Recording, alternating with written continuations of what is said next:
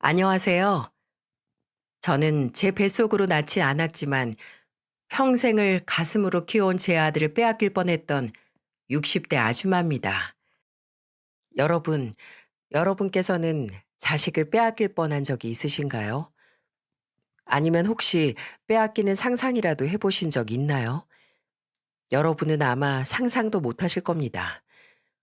눈에 넣어도 안 아픈 게 자식이라는데 그런 자식을 빼앗기는 건 있을 수도 있어서도 안 되는 이야기니까요. 그런데 몇 년 전 저는 실제로 제 아들을 빼앗길 뻔했습니다. 그것도 당연하다는 듯이 뻔뻔하게 내놓으라고 소리치는 사람들에게요. 억만금을 줘도 안 내어줄 제 아들을 말입니다. 그리고 그런 아들을 제가 어떻게 지켜냈는지 여러분들에게 이야기하고 싶어 이렇게 사연을 보냅니다. 저는 꽃피는 시절 20살의 첫 남편과 만나 일찍이 결혼 생활을 시작했습니다. 그리고 저는 어렸을 적부터 아이들을 무척 좋아했어요. 동네 아이란 아이는 다 제 손을 타고 자랐다 해도 과언이 아니겠죠. 그래서인지 어렸을 때부터 저는 엄마가 되는 게 꿈이기도 했고요. 그런데 왜 인연은 하늘이 내려준다고 하잖아요. 제 삶에는 자식연이 없었던 건지 애석하게도 저는 첫 번째 남편과 함께했던 20년이란 길고 긴 시간 동안 3명의 아이를 유산하고 말았어요. 20년이란 결혼 생활 동안 자식이 하나도 없으니 제 결혼 생활이 순탄할 일이 있었겠어요? 첫 번째 남편은 집안의 장남이었는데 그 시절에 장남에게서 자식이 없으니 시어머니가 절 가만둘 리 없으셨죠.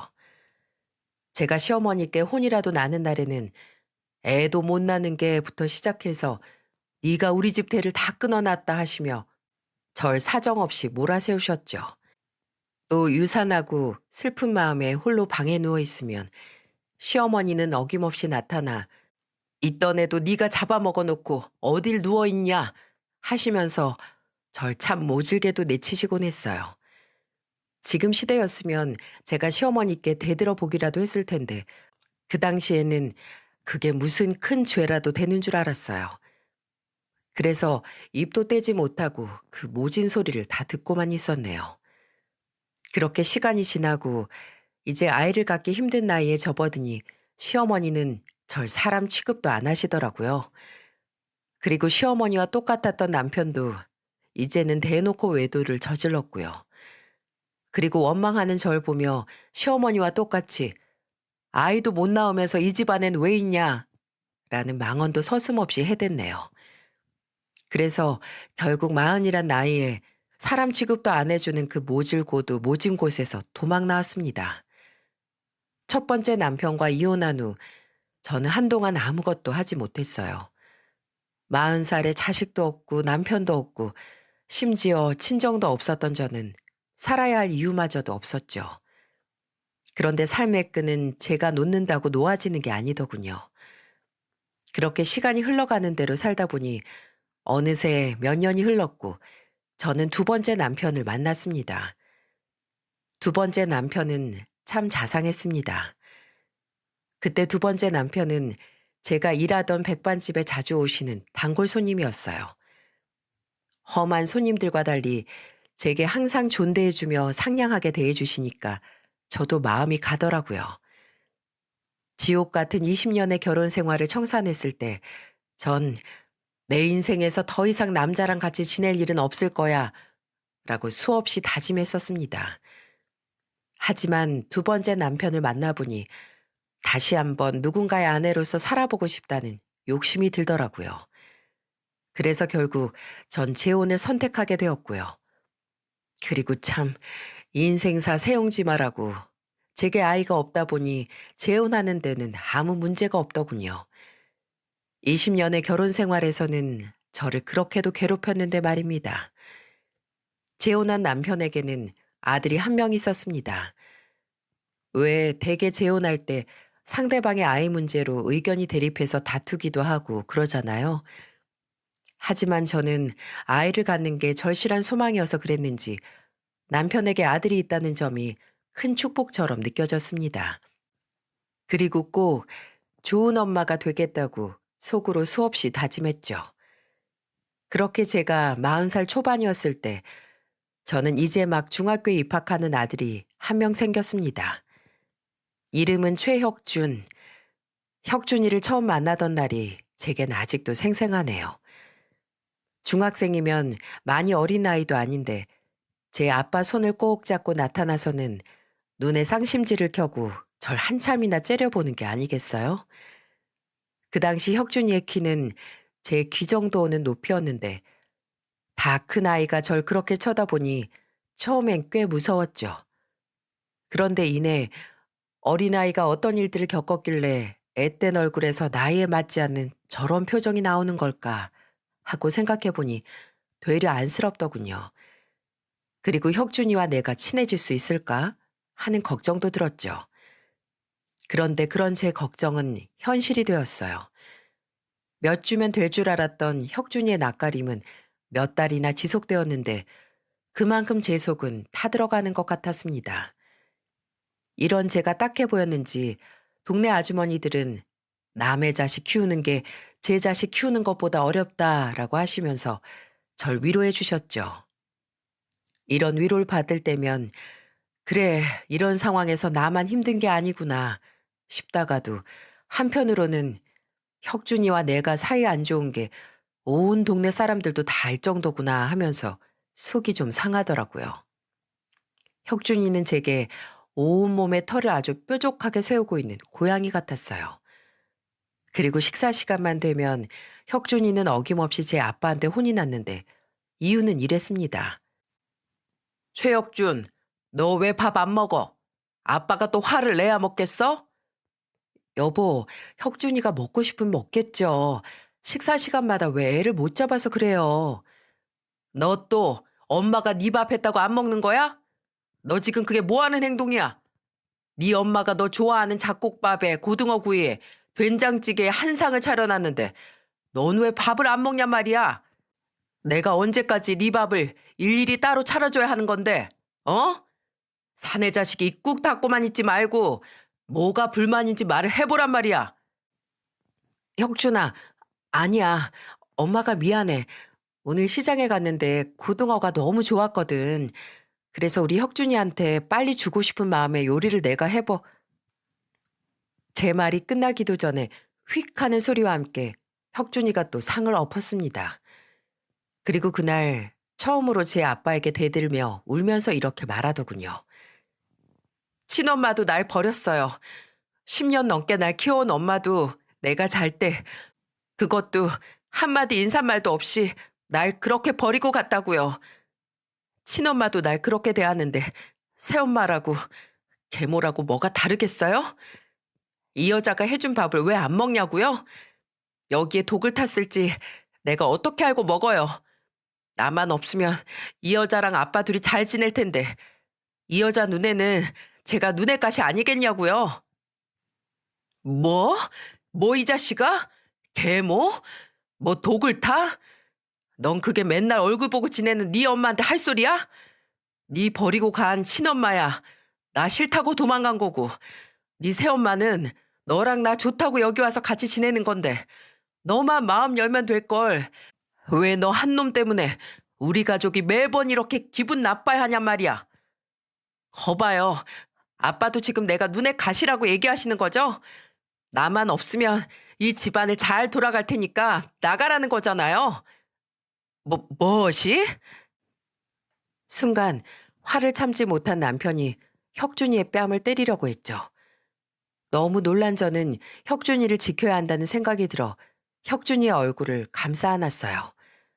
그렇게 남편의 손은 제 뒤통수를 때렸고 아악 하는 소리를 내면서도 저는 혁준이의 얼굴을 꽉 감싸 안고 있었죠. 여보, 왜 당신이 끼어들어? 남편의 말이 채 끝나지도 않았는데 혁준이는 절 그대로 밀어버렸고 전 바닥으로 벌러덩 낮아빠졌습니다. 내 얼굴에 손대지 말아요. 아줌마 이러면 내가 뭐 감동이라도 받을 줄 알아요? 아줌마도 잠깐은 나한테 이렇게 잘해주다가 아빠가 마음에 안 들면 어느 날 갑자기 사라져버릴 거 아니에요. 내 친엄마도 그랬어요. 나한테는 항상 잘해주셨는데 아빠가 마음에 안 든다면서 저한테 말도 없이 떠난 거라고요. 아줌마도 아빠 보고 이 집 들어온 거잖아요. 그러면 그냥 아빠한테나 잘하고 아빠한테나 이쁨 받으며 살아요. 그러다 아빠가 싫어지면 그냥 아빠한테만 상처 주고 집 나가시라고요. 바닥에 널브러져 있는 저를 매섭게 쳐다보며 숨도 쉬지 않은 채 말하던 혁준이는 남편의 윽박에도 아랑곳하지 않고 그대로 집을 나가버렸죠. 몇 달 만에 서로 마주본 혁준이의 눈빛이었는데 그새 혁준이의 눈빛은 더 깊고 슬퍼져 있더군요. 그런데 전 혁준이 울부짖음에서 혁준이와 제가 친해질 수 없는 큰 이유를 찾았습니다. 그 당시는 저 혼자만의 생각이었지만 혁준이는 제가 싫다기보다는 저와 친해지고 정을 나누는 걸 두려워하는 것처럼 보였거든요. 혁준이가 말했던 내 친엄마도 그랬어요. 나한테는 항상 잘해주셨는데 아빠가 마음에 안 든다면서 저한테 말도 없이 떠난 거라고요. 이 말이 그날 밤 제 머릿속에서 떠나질 않았습니다.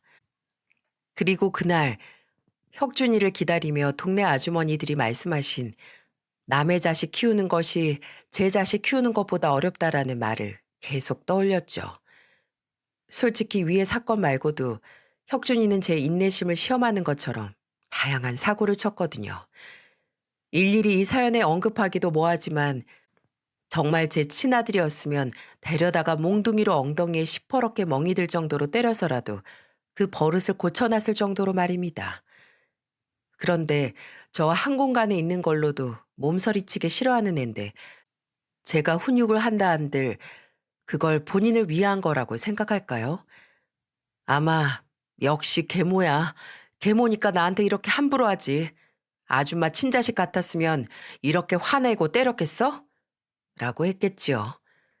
그래서 전 하루하루 더 버릇 없어지고 망가져가는 혁준이를 보며 이러지도 저러지도 못하며 지냈습니다. 그러던 어느 날 결국 큰 사고가 터졌죠. 집에서 빨래를 하고 있던 저는 학교에서 온 전화 한 통을 받았는데 혁준이가 친구를 일방적으로 때려서 친구가 많이 다쳤다는 내용이었어요. 저는 그 길로 혁준이 학교로 찾아갔습니다. 아직 분이 안 풀렸는지 씩씩거리는 혁준이를 보고 있자니 눈앞이 핑 돌더군요. 그리고 남편에게 듣기로는 시험 성적은 항상 상위권을 유지해서 착실한 아이라는데 이렇게 점점 더 어른들한테 함부로 하고 폭력까지 쓰는 모습을 보니까 저 때문에 애가 저렇게 변했나 죄책감이 들더라고요. 아, 어쩌라고요? 저 그냥 퇴학시켜 주세요. 저 같은 놈이 학교 다녀서 뭐해요? 여기 저놈도 그랬고 여기 있는 저놈 엄마도 그렇고 나 같은 건 학교 다닐 필요가 없다잖아요. 얼굴이 시퍼렇게 먹는 친구와 그의 엄마를 보며 혁준이는 고래고래 소리를 지르고 있었어요. 이야기를 들어보니 혁준이가 그동안 엄마가 버린 애라며 친구들에게 놀림을 받고 있었다는 겁니다. 그리고 혁준이는 분한 마음에 주동자를 때렸던 건데 폭력이 과해 일이 이렇게 커졌던 거고요. 놀림받았을 혁준이를 생각하면 피가 거꾸로 돌지만 본인을 도와주려는 선생님의 어깨를 툭툭 밀치며 퇴학시켜달라고 고래고래 소리 지르는 혁준이를 보자니 이건 아니다 싶더군요. 전 그때 다짐했죠. 점점 더 사람 아니게 변해가는 혁준이의 눈빛을 더는 두고만 보지 않겠다고요. 야, 최혁준, 너 선생님께 그게 무슨 말버릇이야? 어? 그리고 어디 선생님을 툭툭 밀치고 있어? 아, 아줌만 또 뭐예요? 아줌만 내가 어떻게 사는지 관심도 없으면. 혁준이 말이 끝나자마자 전 혁준이의 뺨을 있는 힘껏 한 대 때렸습니다. 그리고 절 노려보는 혁준이를 보며 빨갛게 올라온 뺨을 한 대 더 때렸죠. 너도 그만해. 내가 왜 네 아줌마야, 엄마지? 난 네 엄마야. 그래서 난 네가 이런 식으로 하늘 무서운지 모르고 이 사람 저 사람한테 건방 떠는 꼴 더는 안 봐줘. 너 당장 선생님께 잘못했다고 용서 빌어. 어서. 제 화난 모습을 처음 봤는지 혁준이는 아무 말도 못하고 절 쳐다만 보더군요. 그런데 갑자기 혁준이가 때린 친구 어머님이 제게 말했어요. 아, 당신이 얘 계모야? 계모라 애가 이렇게 아나무인이 되도록 아무 신경도 안 쓰나? 우리 애 어떻게 할 거야? 그 시험인데 저 팔로 공부를 어떻게 하냐고? 공부는 해서 뭐 한대요? 뭐?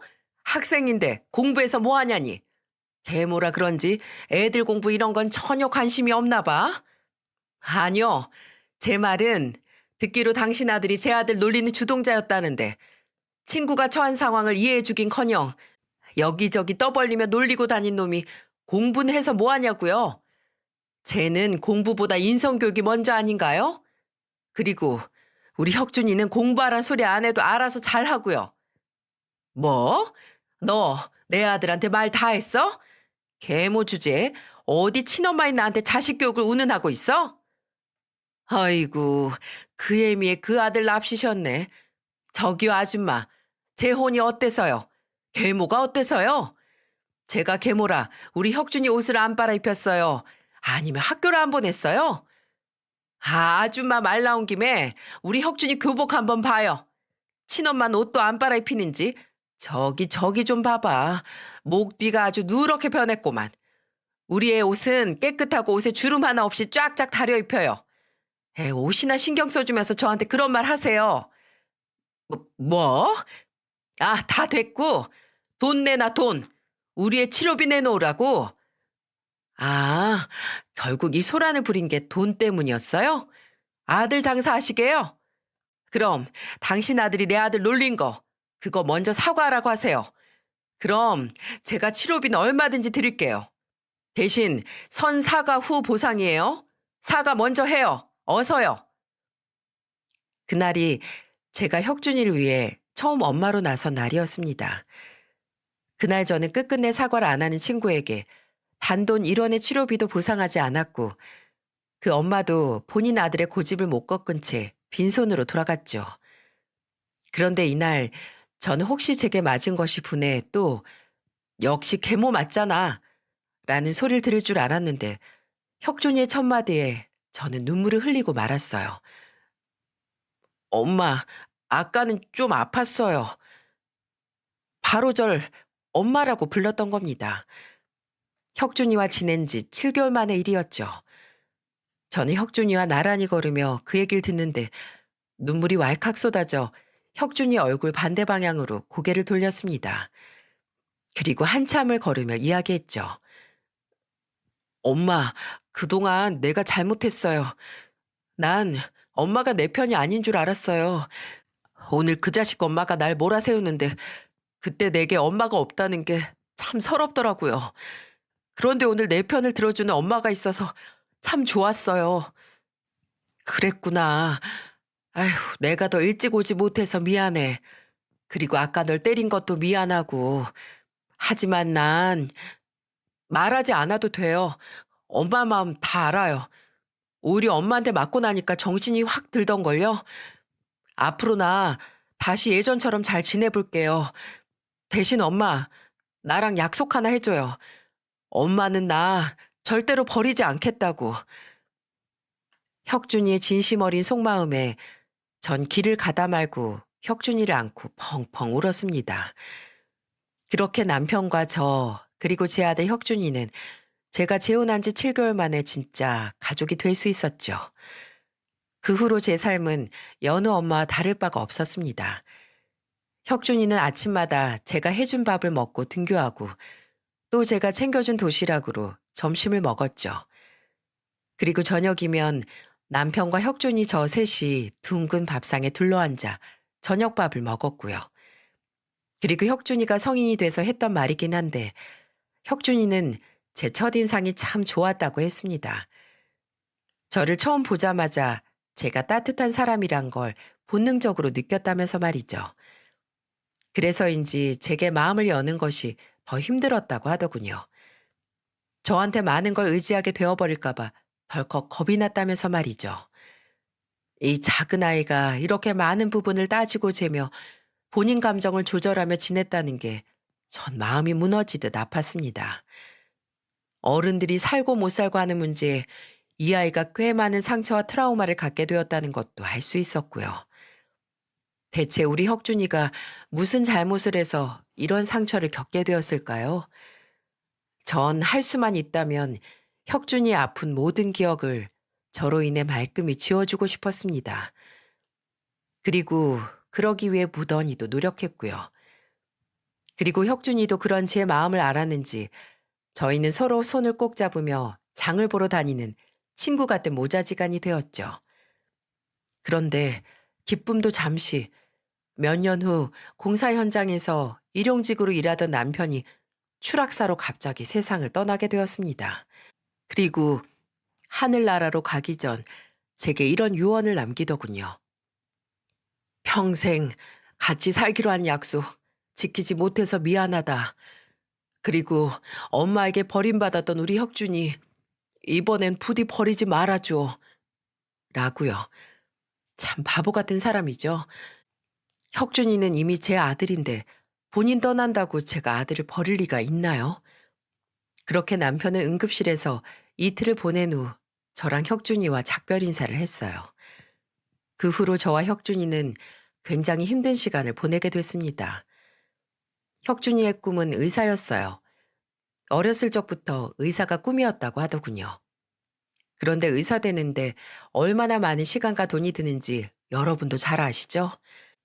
의대에 합격한 혁준이는 없는 시간을 쪼개고 쪼개 과외를 했습니다. 그리고 아들의 꿈을 이뤄주기 위해 저도 남편이 하늘나라로 간 후에는 식당 일을 다시 시작했죠.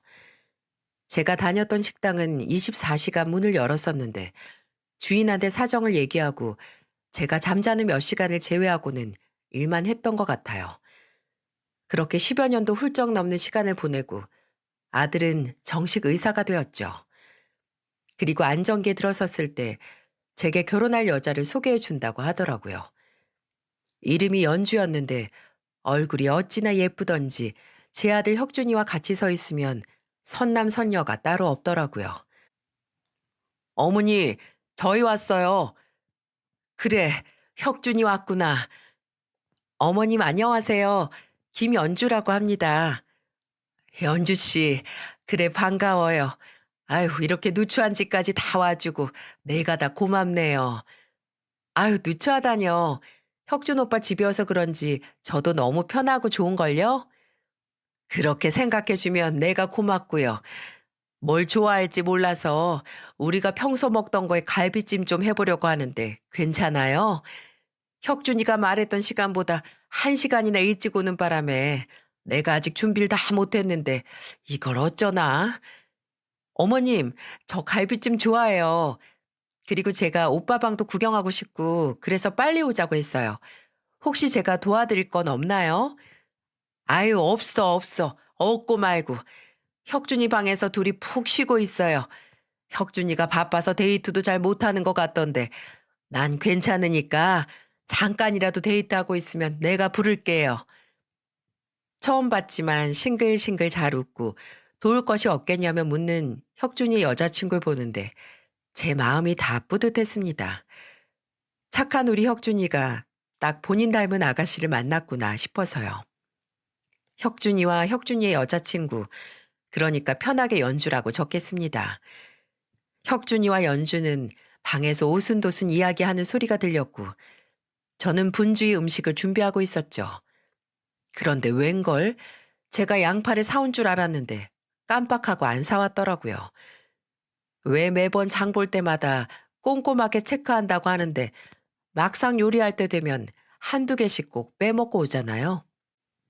야채 가게까지는 시간이 좀 걸렸는데 이것저것 준비하느라 정신이 없었던 저는 혁준이에게 양파 좀 사와달라고 부탁했죠. 그렇게 혁준이만 집 밖으로 나가고 연주와 저 둘만 집에 남게 되었습니다. 그런데 혁준이가 나가고 나자 연주의 눈빛이 갑자기 변하더군요. 팔짱을 끼고 집 여기저기를 돌아다니며 뭔가를 찾는 눈치였죠. 연주 씨, 뭐 찾는 거라도 있어요? 아니요, 그냥 보는 거예요. 이런 집은 처음 와봐서요. 이런 집이요? 아, 아니에요. 혁준 씨 집에 처음 와봤다고요. 그런데 어머니, 식탁이 안 보이는데 우리 밥은 어디서 먹어요? 아, 부엌이 좁아서 우리 집은 식탁이 없어요. 손님용 상이 있는데 이따 음식 준비되면 상 펴서 먹을 거예요. 네? 방바닥에서 밥을 먹는다고요? 아휴, 혁준 오빠도 참. 미리 말이라도 좀 해줬으면 바지 입고 오는 건데. 아휴, 하여간 별로라니까. 그러게, 치마를 입었네요. 그럼 내 옷이라도. 아니요, 저 마트까지는 얼마나 걸리나요? 한 5분? 5분 정도 그럼 얼마 안 남았네. 알겠어요. 전 오빠 방 더 구경해도 되죠? 편할 대로. 계속해서 제 말을 끊어먹던 연주는 그대로 혁준이 방으로 횡하니 들어가더군요. 아까와 같이 상냥한 목소리긴 한데 뭔지 모르게 갑자기 확 바뀌어버린 연주의 분위기는 절 의아하게 만들었죠. 그런데 갑자기 달칵하고 혁준이 방문이 잠기는 소리가 들리는 게 아니겠어요? 제가 방에 들어갈 것도 아닌데 문을 잠그니까 저도 기분이 썩 좋지만은 않더군요. 그런데 한 1, 2분쯤 흘렀을까 갑자기 우당탕하고 혁준이 방에서 무언가 떨어지는 소리가 들렸죠. 그래서 저는 깜짝 놀라 혁준이 방을 열었어요. 그 사이 연주는 황급히 뭔가를 본인의 가방에 숨겼는데 이내 절 보고 소리 높여 말하더군요. 어머니, 노크도 없이 그렇게 들어오시면 어떡해요. 그리고 제가 방문까지 잠갔는데 그렇게 문까지 따고 들어오시는 건 예의가 아니죠. 아, 여기 방문이 고장나서 잠가도 그냥 열리는 문이라. 아니, 그런데 도대체 뭘 했길래 그렇게 놀라는 건지 이해가 안 돼. 갑자기 소리를 지르는 연주에 저는 깜짝 놀랐고 말을 이어나가려던 찰나에 혁준이가 들어왔습니다. 어머니, 무슨 일이에요? 아니다. 연주가 네 방 구경하다 뭘 떨어뜨린 것 같구나. 곧 식사 준비 끝나니까 밥 먹을 준비해라. 제가 갑자기 방문을 연 건 잘못이긴 했지만 그렇게 소스라칠 정도로 놀라고 소리를 지르는 연주가 내심 찝찝했죠. 그런데 혁준이가 다시 돌아오자 연주의 분위기는 처음 그때처럼 다시 바뀌더군요. 어머니, 음식 솜씨가 너무 좋으세요. 저희 가정부, 아니, 우리 집에서는 절대 못 먹을 맛이에요. 그렇게 말해주니 기분이 좋네요. 많이 했으니까 먹고 더 먹어요. 그런데 혁준이가 워낙 바쁘다 보니 내가 혁준이한테 연주 씨 이야기를 많이 못 들어서요. 혹시 실례가 안 된다면 무슨 일 하는지 물어봐도 될까요? 저 배우예요. 촬영하다 다쳐서 병원에 간 적이 있는데 그때 병원에서 혁준 오빠를 처음 만났어요. 그리고 어머님, 말 편하게 해주세요. 그게 제가 더 편할 것 같아요. 알겠어요. 그럼 이제 편하게 할게요. 그런데 배우라고? 어쩐지 처음 들어올 때부터 일반인 같지 않다 생각은 했는데 역시 배우였구나. 그런데 TV에서는 본 적이 아직 인기 있는 드라마에선 나온 적은 없어요. 일 얘기 말고 다른 얘기하면 안 될까요? 일 얘기에 갑자기 제 말을 또 잘라먹고 표정이 변한 연주. 그리고 황급히 말을 돌리는 혁준이를 보며 제가 뭔가 실수한 것 같다는 느낌이 들 때쯤 연주의 핸드폰 벨소리가 울렸습니다. 혁준이 방에서 통화를 한다고 하던 연주는 약간씩 언성이 높아졌죠. 그리고 이내 나와서는 식사를 다 끝냈는데 이만 먼저 가봐도 되겠냐고 묻더군요. 그래도 제게 처음 인사하는 자리였는데 그렇게 횡하니 가버리는 게 좀 아쉽긴 했어도 워낙 요즘 젊은 친구들은 바쁘게 지내니 그러려니 했습니다.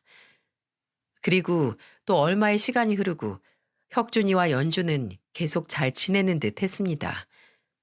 그런데 어느 날부터 부쩍 혁준이가 술 먹는 날이 많아졌고 집에서도 얼굴에 늘 그늘이 져 있더군요.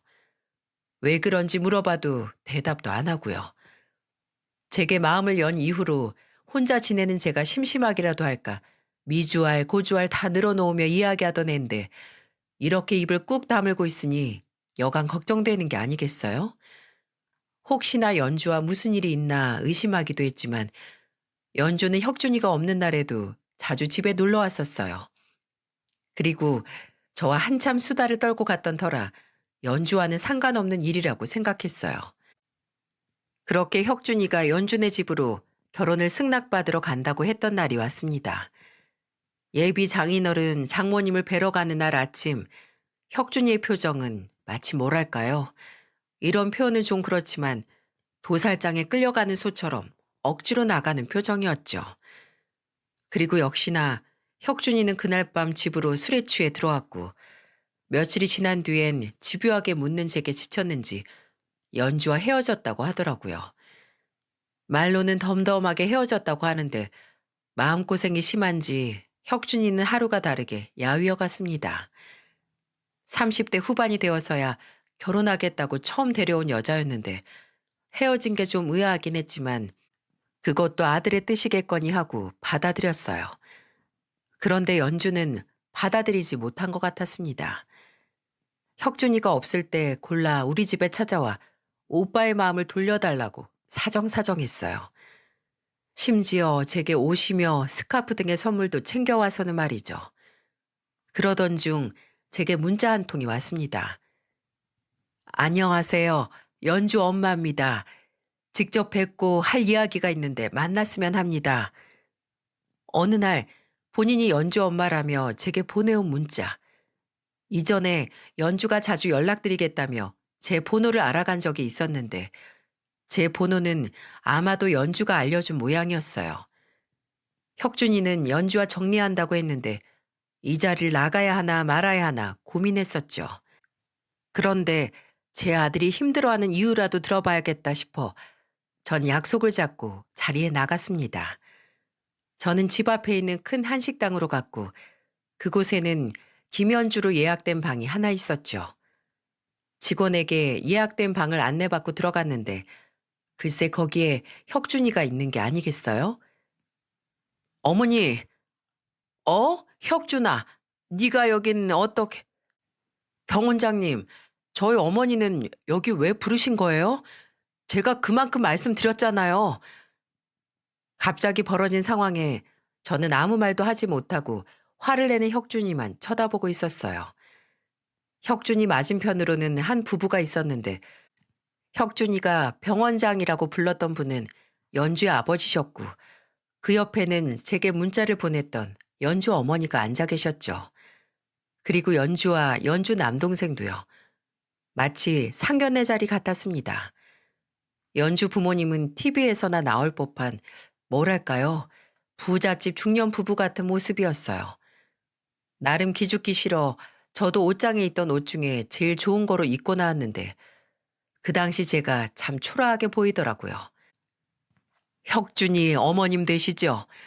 안녕하십니까? 저는 연주 애비 되는 사람입니다. 아, 네, 안녕하세요. 그런데 지금 이게 어떤 상황인가요? 저는 연주 어머니를 뵈려고 나왔는데요. 어머니, 어머니는 제가 연주랑 끝났다고 그렇게 말씀드렸는데 이 자리에 나오긴 왜 나오셨어요? 저랑 당장 나가요. 제 대답에 또 화를 낸 혁준이는 이내 제 손을 확 잡아 끌더니 문 밖으로 나가려고 했죠. 그러자 연주 아버지께서 이렇게 말씀하시더군요. 제가 돌려 말하는 걸 잘 못해서 바로 말씀드리겠습니다. 제가 최서방을 대릴 사유로 드리고 싶은데요. 최서방이 어머님 혼자 계시는 게 마음에 걸리는지 이렇게 한 달 넘게 버티고 있네요. 제 마음은 이런데 사부인 생각은 어떠십니까? 네? 대릴 사위요? 당황한 저를 보더니 혁준이는 더 큰 소리로 내지르며 말했어요. 저 그 결혼 못합니다. 아니 안 합니다. 제가 연주를 사랑하고 결혼까지 생각했던 건 맞지만 두 분이 원하는 조건들은 절대 제가 용납할 수 없습니다. 그리고 이렇게 저 모르게 저희 어머니까지 부르시는 건 저와 저희 어머니에 대한 배려가 아니라고 생각하고요. 예, 혁준아. 아니, 지금 대체 무슨 말을 하는 거니? 결혼하는 조건이 있었다는 거니? 어머니 모르셔도 돼요. 알 필요도 없고요. 혁준이가 이렇게 화를 내는 모습은 중학교 이후에 처음 봤어요. 그리고 웬만해서 어른들한테 화를 내는 아이가 아닌데 모든 게 당황스러웠죠. 그런데 연주 어머니의 말을 듣고는 상황을 이해할 수 있었습니다. 어머니도 알 건 아셔야지. 네, 맞습니다. 저희가 결혼하면 최서방한테 대릴 사이로 들어오라고 했습니다. 아실지 모르겠지만 연주 아버지가 병원장이에요. 그리고 저희 부부는 그 병원을 이어받을 사위를 원하고요. 때마침 제 딸이 의사와 사귀고 있다길래 저희는 적극 찬성했지요. 그런데 대릴 사이가 뭐 어렵다고 이렇게 버티는지 저희 부부는 도저히 이해를 못하겠더군요. 아, 상견례를 하자고 해도 싫다고 하더니 이제 나의 연주와 헤어지겠다고 하네요. 생각해 보세요. 솔직히 대릴 사이로 들어와서 병원 경영도 좀 배우고, 아, 네, 그건 그렇지요. 그게 혁준이 앞날에 도움이 된다면야. 어차피 결혼하면 제 살림 꾸려나가 살 텐데요. 그런데 저는 지금 처음 듣는 소리여서 혁준이와 상의도. 어머니, 그렇게 뭐가 그래요? 어머닌 잘 알지도 못하면서 무슨 대답을 하고 그러세요? 혁준이의 말에 저는 가슴에 비수가 꽂힌 듯 아팠습니다. 이 식당에 처음 들어와 연주 부모님을 배웠을 때도 제 차림이 초라해 보였는데 잘 알지도 못하면서 대답하려 하나 이런 혁준이의 말이 괜히 절 서운하게 만들더군요. 하지만 저는 곧 혁준이가 제게 왜 화를 내는지 알 수 있었어요. 그런데 이거 설명 좀 해주시겠습니까? 연주 어머니의 말이었습니다. 이렇게 말하고 테이블 정 가운데 사진을 한 장 꺼내더군요. 저는 그 사진을 보고 경악할 수밖에 없었어요. 그 사진은 혁준이 어렸을 적 사진인데 한쪽에는 죽은 아버지가 그리고 다른 한쪽에는 혁준이의 친모가 있었죠. 저와 혁준이가 친하게 지내고 얼마 후 혁준이는 친모의 기억을 모두 지우고 싶다며 같이 찍었던 사진을 다 불태운 적이 있었어요. 그때 저는 혁준이가 혹시 나중에 친모가 보고 싶어질 때가 있지 않을까 하는 노파심에 하나를 숨겨놓았죠. 그리고 혁준이가 앨범에 손을 잘 대지 않을 나이가 되었을 때 혁준이 책장 제일 위에 있는 가장 오래된 앨범 제일 뒷장에 꽂아 놓았습니다. 그런데 이게 어떻게 연주 어머니 손에 들어가게 됐는지 의심이 들었죠. 그리고 이내 연주가 첫인사를 하러 집에 왔을 때 혁준이의 방문을 걸어 잠그고 혁준이의 방을 뒤졌다는 걸 알 수 있었네요. 이 사진이 왜 여기에? 혁준이 친모는 어디 계시나요? 그리고 엄마 대 엄마로서 하나만 묻겠습니다. 사부인이라면 본인 딸에게 계모까지 챙기라고 하시겠습니까? 이어지는 연주 어머니의 말에 저는 할 말을 잃고 말았어요. 제가 사실상 계모인 건 맞지만 제게 한 질문은 뼈가 있어 보였죠. 대답해 보세요. 저는 솔직히 제 딸아이가 친모도 아닌 계모를 시어머니로 모시며 살아가야 한다는 게 싫습니다. 그래서 최서방에게 어머니와 연을 끊으라고 했죠. 그랬더니 지금처럼 저렇게 화를 내는 게 아니겠어요? 어떻게 생각하시나요? 그만하시라고요! 혁준이가 고래고래 소리를 질러도 연주 어머니의 말은 끊임없이 이어졌죠. 우리 최서방, 저희랑 있으면 자연스럽게 병원장도 되고 좋은 집에서도 살 수 있습니다. 그리고 연주 말 들어보니 식탁 하나 없는 작은 집에서 지내신다고요? 그런 곳에 사시는 분이 최서방 앞날을 어느 정도 보장해 주실 수 있으신가요? 제가 만약 친모였다면 우리 집으로 들어오는 대릴사위 자리를 절대 반대하진 않을 텐데요. 혹시 최서방, 그러니까 의사 아들 등에 업고 빨대 꽂아 드실 생각은 아니셨죠? 본인이 진짜 아들로 생각하신다면 얼른 최서방 설득해서 결혼하게 만드시고 최서방 앞날을 위해 연 끊어주세요. 그래야 최서방도 마음 편히 대릴사이로 들어와서 살지 않겠어요? 참 기가 막히고 코가 막히는 상황이었습니다.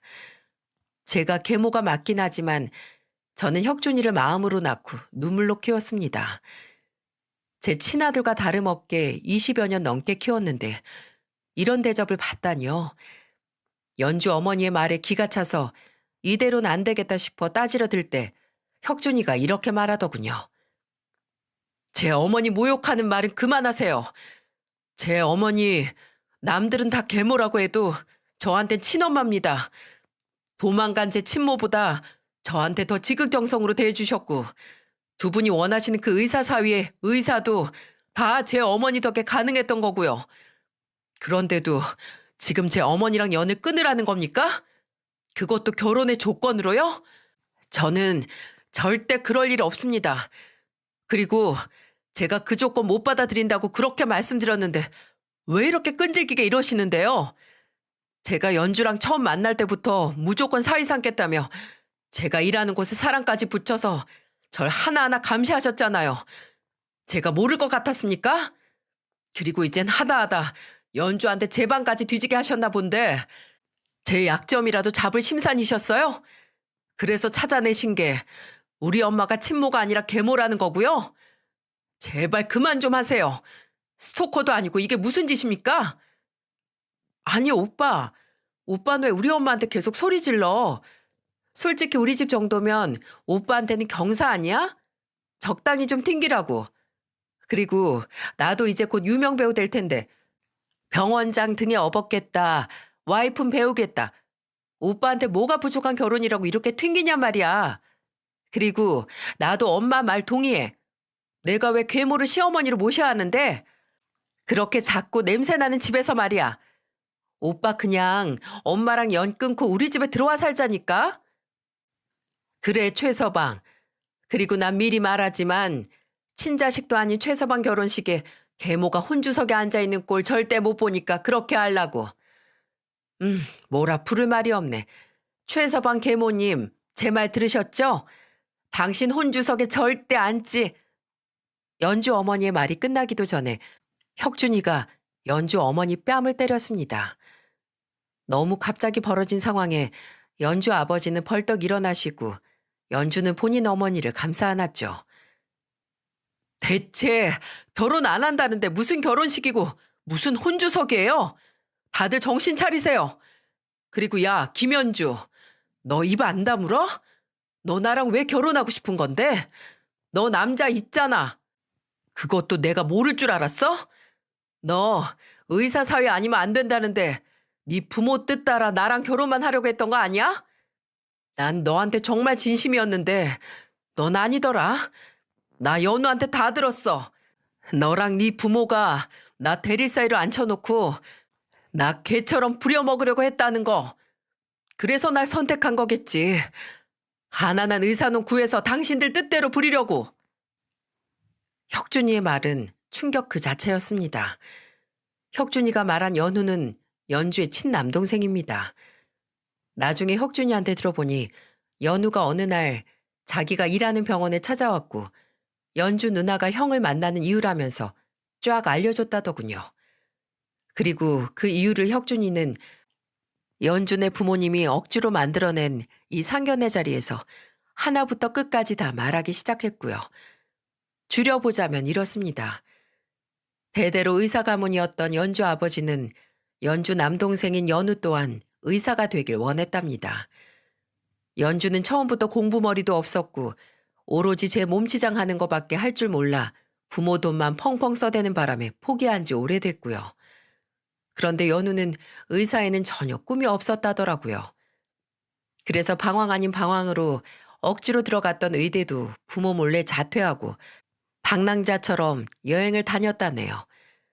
그렇게 시간이 흐르고 연우가 집에 돌아오자 집에서는 배신자 소리를 들으며 쥐죽은 듯 있었다죠.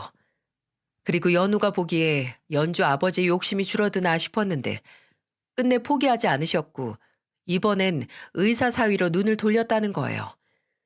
그래서 하나뿐인 딸에게 의사 사위만 데려오면 뒤에서 뭘 하고 다니든 상관하지 않겠다고 했다면서 말이죠.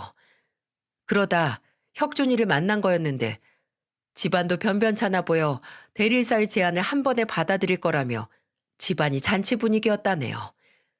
그런데 혁준이가 계속 거부를 하자 사람을 붙여 협박 아닌 협박도 하고 약점이 될 만한 건 모조리 잡아오라며 그간 제 집을 드나들었다는 거죠. 그리고 연주는 이런 식으로 그동안 3명의 남자에게 더 접근했었다네요. 그런데 그보다 더 충격적인 건 연주 아버지가 말한 그 상관하지 않겠다에는 연주의 사생활도 다 포함되어 있었다는 겁니다. 그리고 평소 문란했던 연주는 그새를 못 참고 제 아들 혁준이와 여러 남자를 동시에 만나고 있었고요. 그리고 이런 가족들한테 질릴 대로 질려버린 연우가 아무것도 모르고 있던 혁준이를 찾아와 모두 말해줬다는 거죠. 세상에, 이게 다 의사 사위를 얻고 싶은 연주 부모님의 계략이라고 생각하니 제 온몸에 소름이 끼치더군요.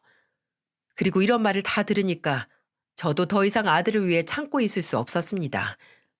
아니, 이제는 진짜 참으면 안 될 상황이 온 거죠. 뭐야? 이 사람 같지도 않은 것들이 내 자식을 뺏어가려고 했다는 거야? 그거 당신들 집착인 거 알아?